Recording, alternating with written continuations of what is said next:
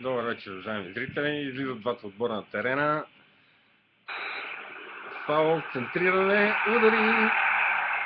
Много лошо вратаря на гостите спаси. Можеше да отбележим и да поведем в резултата. Ешпини центрира, пропуска, да, Марселиньо. Можеше, малък шанс имаше. Атака сега за Базел. Да, това мисля, че ще червен картон. Ще му извади червен картон, защото да. И остават футболистите на Базел, остават 10 човека, което е много добре за нашия отбор. Това може да ни помогне много.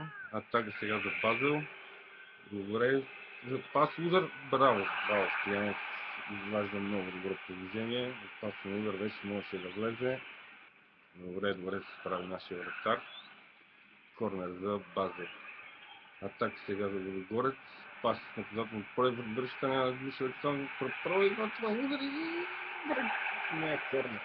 Само корнер ще има за българския тим след центрирането на Дания Бао. Да.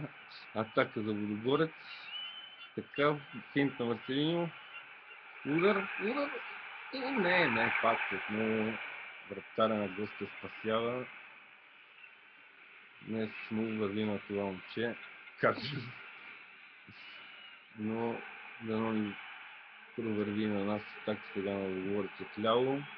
Мине в топката, лъжи един удар и да, това е, този гол се търсеше от толкова време. 1-0 и всичко е наред.